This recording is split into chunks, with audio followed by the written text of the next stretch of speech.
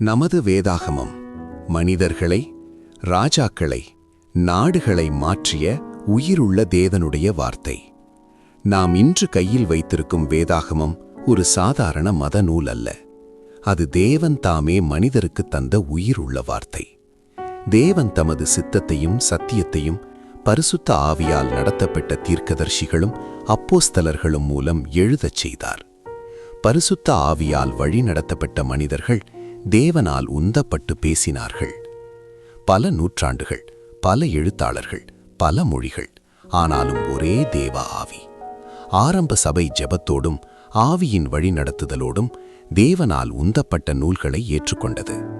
அச்சகம் இல்லாத காலத்திலும் இந்த வார்த்தை மிகுந்த கவனத்தோடு கையால் எழுதப்பட்டு தலைமுறை தலைமுறையாக பாதுகாக்கப்பட்டு வேத வாக்கியங்கள் எல்லாம் தேவ ஆவியினால் அருளப்பட்டிருக்கிறது.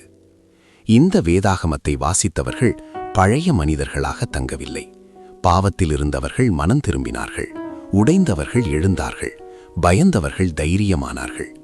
தேவனுடைய வார்த்தை உயிருள்ளதும் வல்லமையுள்ளதும் இருபுறமும் கருப்புள்ளதுமாயிருக்கிறது. ஆகஸ்டீன் வேதாகமத்தை வாசித்தபோது அவன் வாழ்க்கை மாறியது. மார்ட்டின் லூதர் நீதிமான் விசுவாசத்தினாலே பிழைப்பான் என்ற வசனத்தை வாசித்தபோது முழு சபை வரலாறே மறுமலர்ச்சியடைந்தது. இந்த வேதாகமம் சாதாரண மக்களை மட்டுமல்ல, ராஜாக்களையும் மாற்றியது. யோசியா ராஜா நியாயப்பிரமாணத்தின் புத்தகத்தின் வார்த்தைகளை கேட்டபோது அவன் இருதயம் உருகி தேசம் முழுவதும் சீர்திருத்தத்தை கொண்டு வந்தான். இந்த புத்தகத்தின் வார்த்தைகளை கேட்டபோது ராஜாவின் இருதயம் தாழ்ந்தது.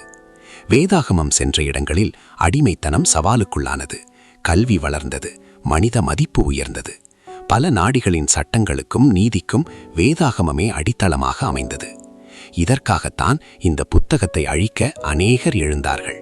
பேரரசர்கள், அரசாளர்கள், நாத்திக அதிகாரங்கள் வேதாகமத்தை எரித்தார்கள், வைத்திருந்தவர்களை கொன்றார்கள்.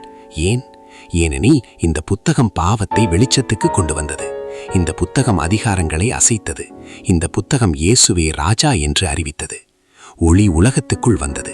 மனிதர்கள் ஒளியை விட இருளை விரும்பினார்கள். ஆனால் வேதாகமத்தை அழிக்க எழுந்தவர்கள் எங்கே?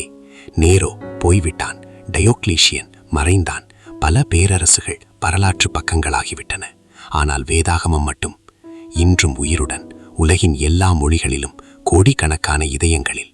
புல் உலர்கிறது, பூ வாடுகிறது, எங்கள் தேவனுடைய வார்த்தை என்றென்றும் நிலைத்திருக்கும் என்று சொல் என்றது.